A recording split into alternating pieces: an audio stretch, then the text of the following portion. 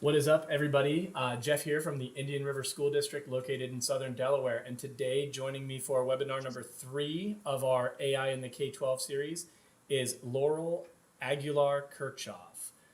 Lucy, as she's known, is an ISTE author and a subject matter expert on student data privacy laws. So we're going to have a bit of a background building session here with Lucy, and then she's going to touch on how those connect to using AI in the K-12 classroom. So I'm going to jump in and invite her in.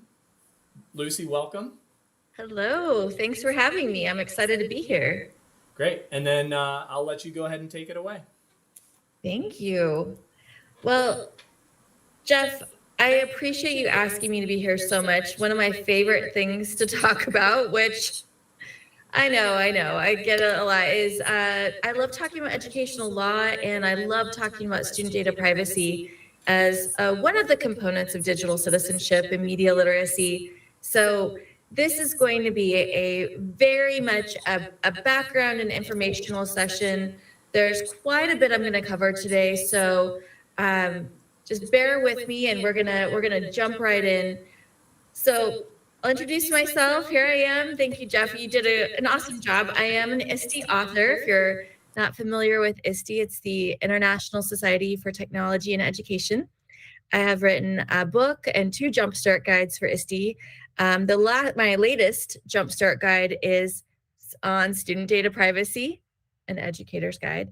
I also teach in the Teaching Educational and Foundation program at California State University, San Bernardino. So I am super excited to be here with you today and talk all about educational law and student data privacy.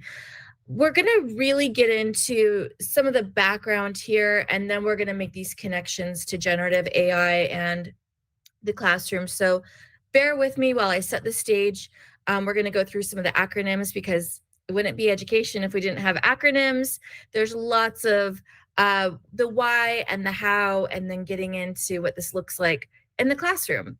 So I wanted to kick this off with the ISTE standards. These are the ISTE educator standards. When I say standards, sometimes it has a little bit of a misnomer depending on what state you're in. But really, for ISTE, these are guidance. And for us as educators, 2.3C and D really help guide us in our practice and our pedagogy on what we want to do with our students when it comes to safety and data and privacy. We want to mentor our students in safe, legal, and ethical practices. I think that's just a given. But we also want to think about the protection of intellectual rights and property. And that's a huge area right now. It always has been, thinking about students and student work and plagiarism and all of those fun things, right? But also thinking about AI coming up in the future and the now. And 2.3D, thinking about really how do we model for our students, but really promote the management of personal data, manage our digital identity, and then protect student data privacy. So there's a lot in those standards to unpack, and we're going to just use that as our pedagogical baseline for this. So jumping right in, like I said, there's a lot of background I'm going to give you.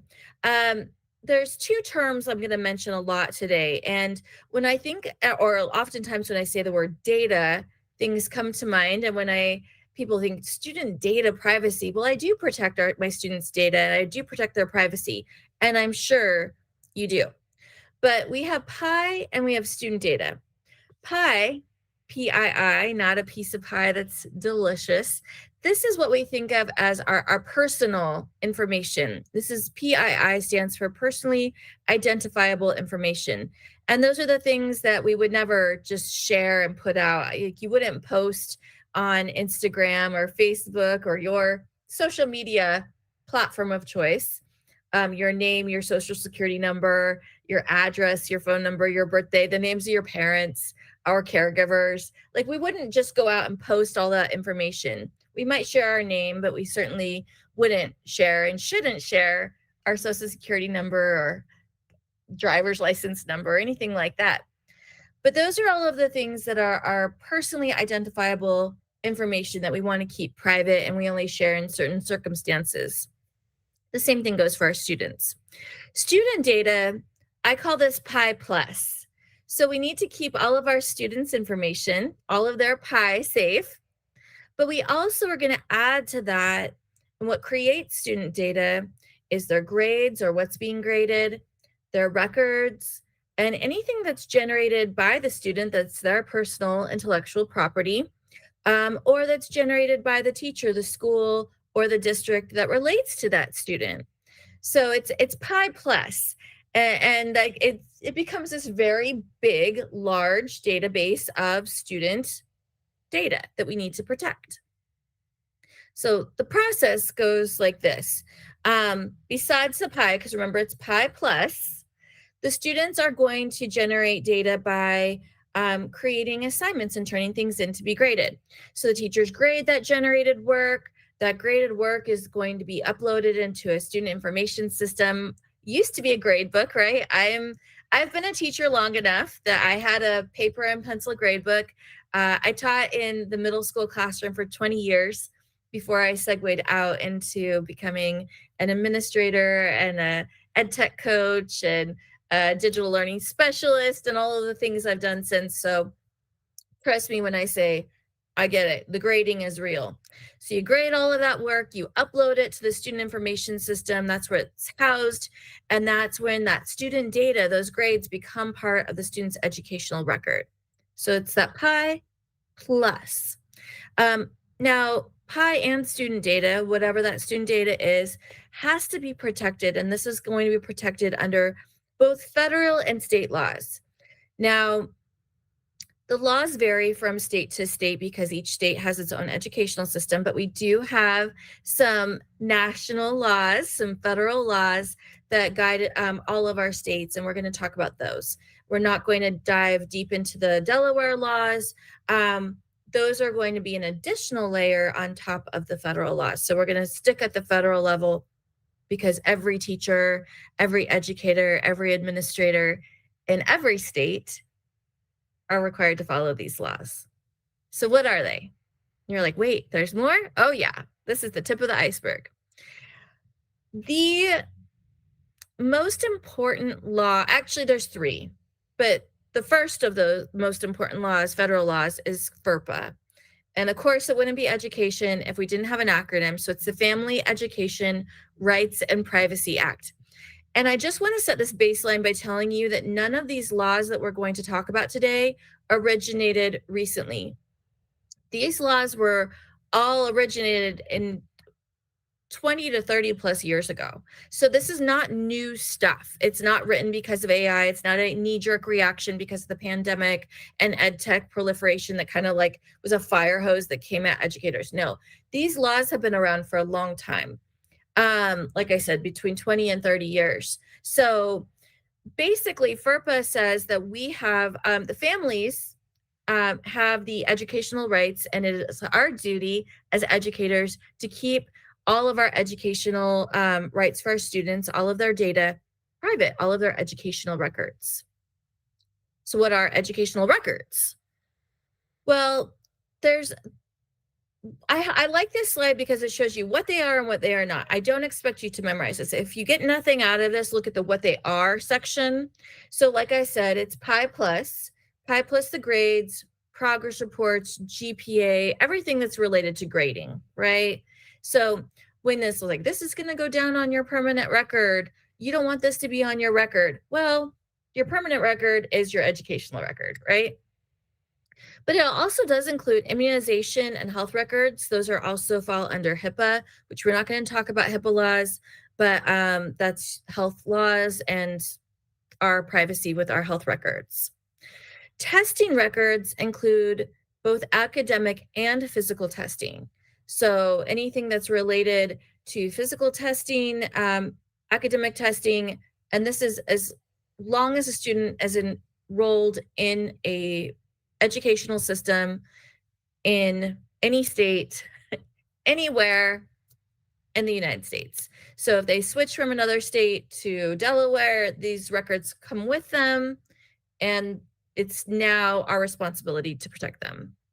Attendance records and discipline records. Now I have an asterisk next to discipline records because we're talking about discipline records that are logged into a student information system.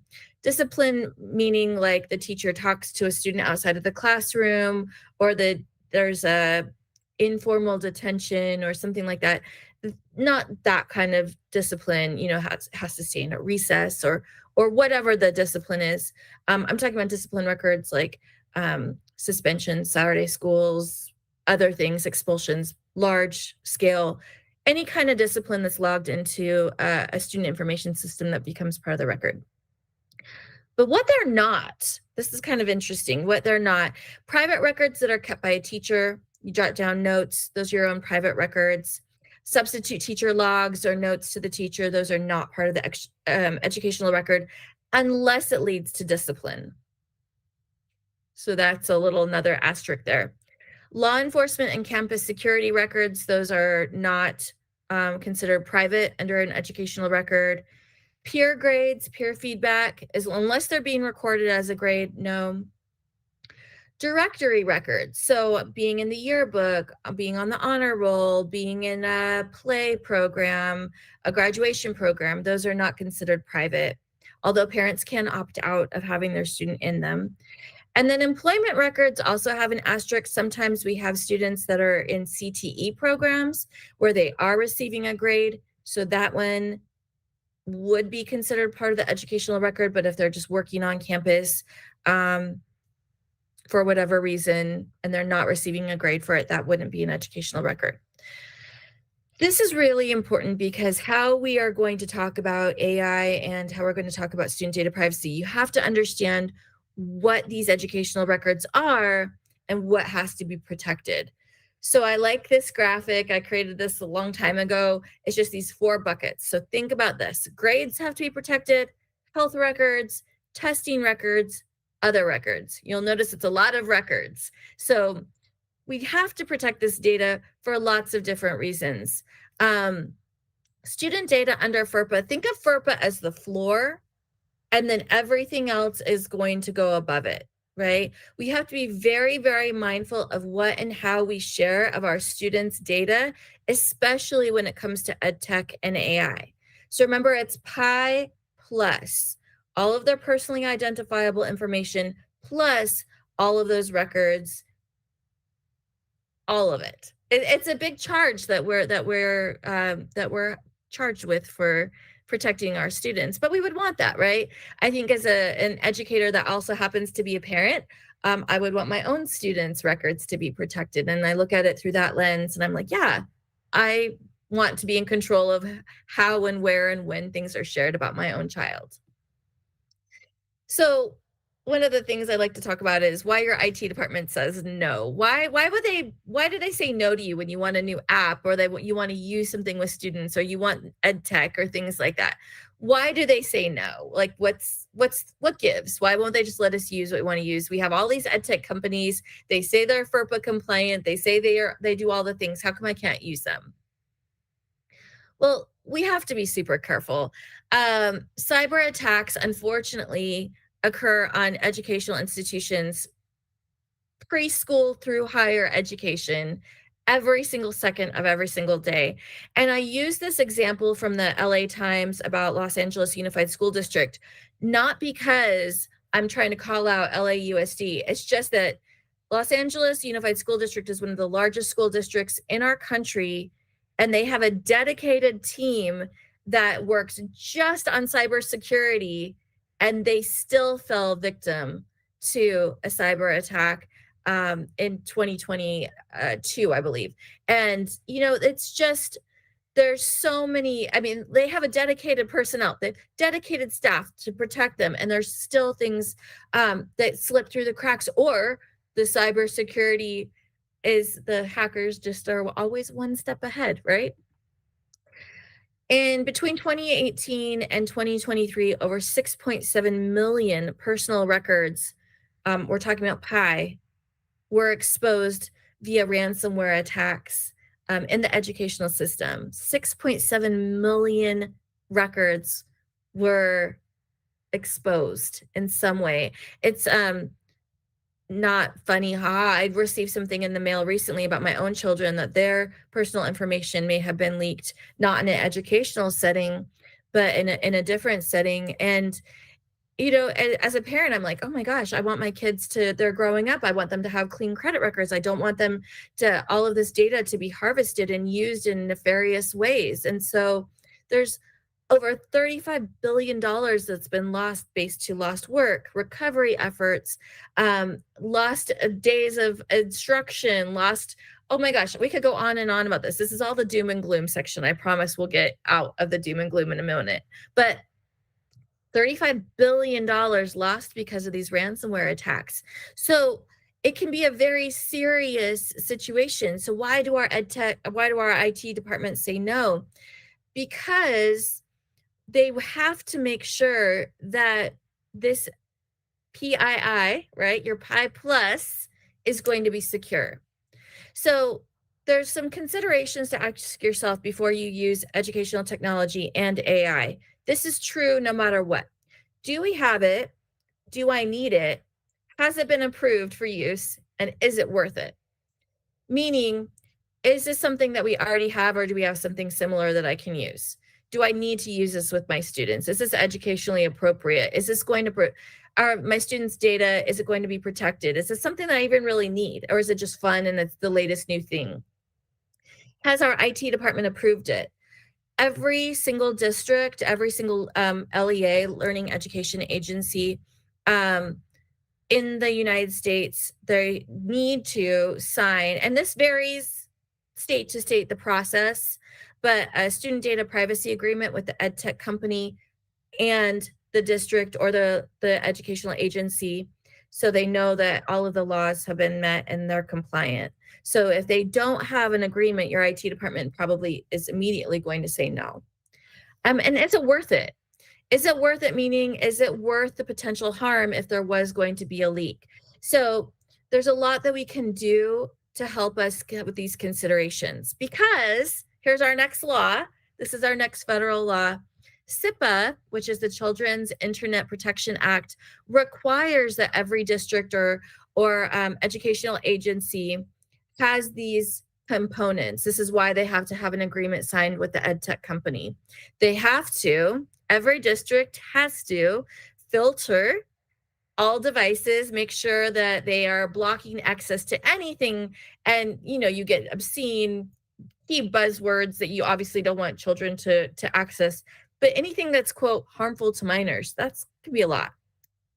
You're going to get your internet safety policy. They have to monitor the online activities, make sure there's no online access that's unauthorized, making sure that PII is safe, all that Pi is secure, and provide digital citizenship. So, there's a lot going on there.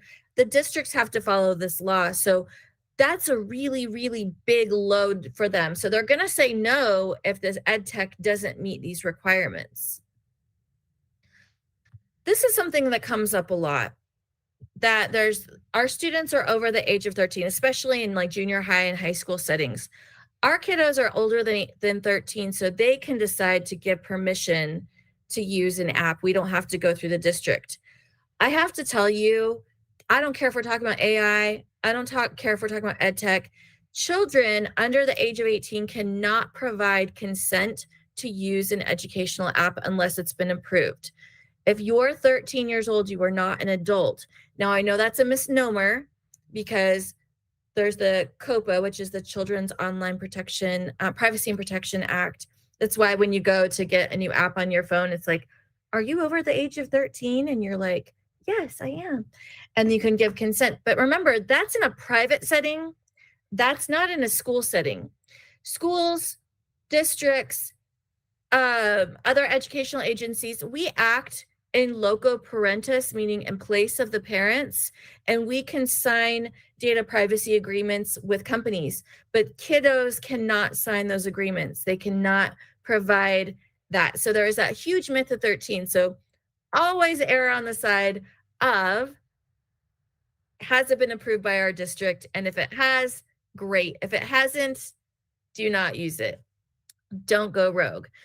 Because COPA is actually, there's a little bit more about it. This is actually for the tech companies. not just ed tech companies, but all tech companies, they have to make sure that they provide and get parental consent, have a clear and comprehensive privacy policy, and keep the information that they collect from kids confidential. But that age 13, it's kind of like this ubiquitous, like, oh, 13, where did that number come from? It was thrown out there. It's kind of like back in the day when they decided you had to be 17 to go see a rated R movie. It was just this age that was chosen because supposedly 13-year-olds can make really good decisions online. Remember, this law came a lot much, much, much earlier than modern times. So what about AI? Oh, perfect. We got it. Okay, so that's all the background. Now, as you might imagine, this is something that I don't expect anybody to fully like. This is a big giant topic. So that's why I'm glad we're doing this introduction to it, but let's talk about AI. Um Large language models like AI, remember, they are not only using the data that you're putting in, but they're scraping the internet for data, and whatever that data is, they're making it look and producing a language that's similar to our human colloquialism, right?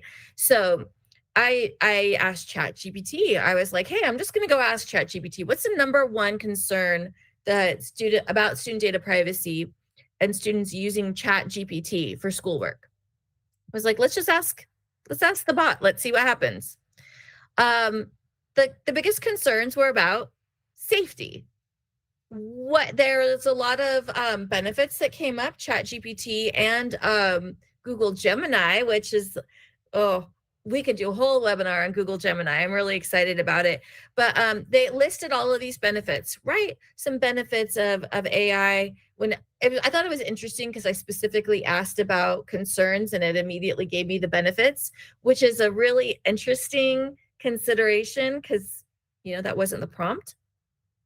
The benefits that it told me was, learning apps that adapt to a student's pace, software that can grade essays and give insightful feedback, grammar, spelling, lexile adjustment, reading. AI is already in the classrooms. It promises all of these incredible individualized support and frees up the teacher to focus on the human side of learning.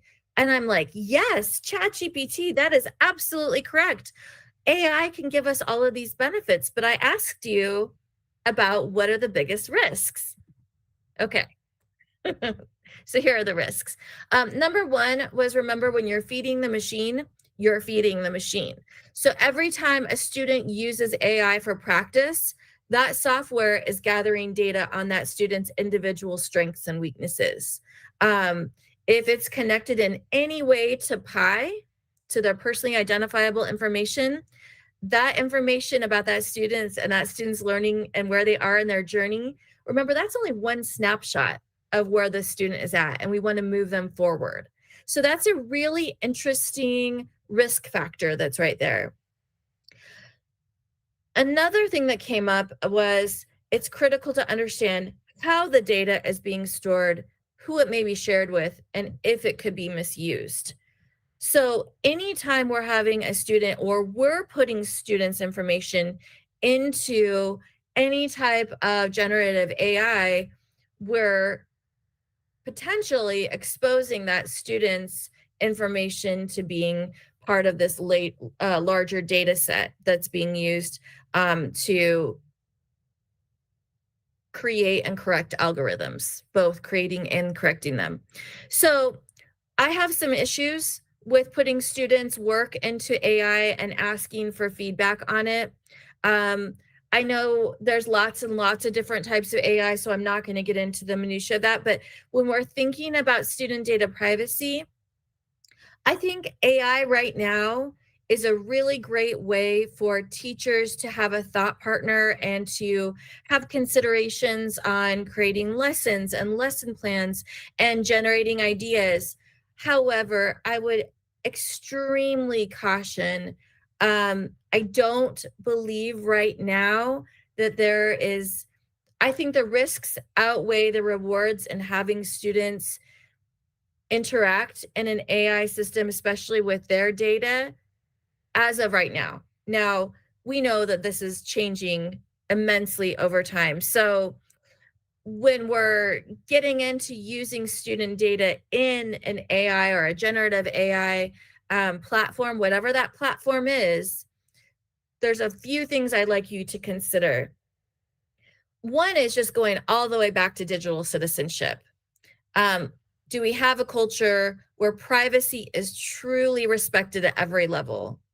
And that's a question, that's a culture question for your campus, for your district, for your state, wherever you're at, whatever educational agency you're working with. Consider also that these AI algorithms can perpetuate biases if they're not designed carefully. And so an AI algorithm might, imagine a student might be assigned a lower level work because the AI underestimates them, because there's a bias written into the code, into the algorithm. So keep that in mind. That's not perfect. It's evolving literally day by day. Also consider, if a student is always feeling like their work is being observed by AI, are they going to somehow take less intellectual risks?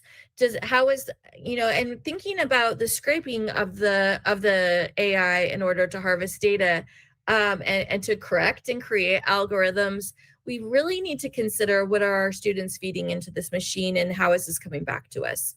So again, I really caution that as of right now, when we're thinking of FERPA, COPA, and SIPA, our three main federal laws, I don't know that I could ever really tell you that it's appropriate right now for students to be interacting in AI in the classroom. For teachers, different ballgame. Just you have to be careful of what you put in so you can be careful of what you get out. And how do we personalize learning if feedback is generated by an algorithm? I really, really take issue ethically with putting student work, which would be that student's intellectual property, into an AI system in order to get personalized feedback back on that student, even if the student's name and identify, all of the PII, all of their identifiable information has been removed. I just don't know ethically if I could support putting a student's intellectual property into an AI to get feedback. I don't know. There's a lot of what ifs there. So wrapping this up, here's some top tips for you. Number one, always ask before you app. I did not create that slogan. I give credit to David Thurston, who was my CTO at San Bernardino Superintendent of Schools office. But always ask before you app. This is true in ed tech. This is true whatever. Don't go rogue. Please, please ask before you app. This includes AI. Don't create student logins so you can circumvent firewalls. That happens a lot because of very, very well-meaning teachers that want their students to have access. And just keep in mind that students don't have access to certain platforms, certain websites, certain ed tech tools for a reason. And that's why your IT department says no. Know those policies. Think about digital citizenship. Think about digital footprinting. Think about knowing the laws and how we are using them to protect our students. And on the IT side and on the district side, on the admin side, have clear communications and directions. Make sure that you're communicating with your teachers, your students, their parents, all of your stakeholders, their caregivers, about why we do the things that we do, what's available, what's not available, and why. The why, I think when people understand the why we say yes, why we say no, it just makes it a lot more clear. And please never assume that privacy is a given. Privacy, as you'll see here, is never going to be a given. So just be careful what you input. Hold AI products to that same standard of privacy. Teach your AI literacy, your DigCit, your media literacy, and please understand the terms of service. We used ChatGPT as an example earlier, but they require parental consent for anyone under the age of 18. So that myth of 13 goes out the window with ChatGPT just immediately, right? So wrapping this up, Remember, privacy is proactive. We got to move beyond being scared of things. Privacy is our consideration, it's our floor, right? FERPA is the floor, and we're going to just build from there. We can empower our students to understand why we do the things we do. Same thing with teachers, same thing with parents and caregivers. Um, have all of these wonderful training opportunities that your district is providing. And then I love this last one. Just think of the what if test. What if blank? So test the possible outcomes, the pros and cons. What if we adopt this? Is it going to be safe? What if something were to happen? Would we potentially expose our students Pi plus? Or what's the best case scenario? Is this really going to have positive student learning outcomes? This is Fast and Furious. I am done. I want to thank you for having me here. There's so much there. And I do have a QR code that has a lot of resources for student data privacy that people can scan and Jeff can share, certainly. And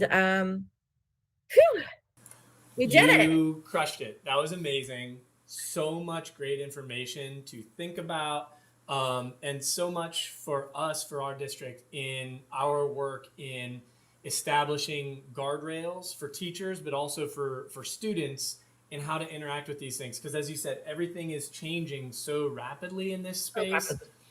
And I think next steps will be towards looking at maybe some of the educational specific tools, and kind of how this knowledge can then be applied in our looking at those educational specific tools. So again, Lucy, thank you so much for joining us. And to anybody who jumped in on this stream, appreciate it. There's a survey linked at the bottom. If you wouldn't mind taking a minute to fill that out, let us know where you're from and what other questions that could maybe help fuel an additional webinar. So Lucy, thanks again. Thank you. Cool. And we'll see everybody next time.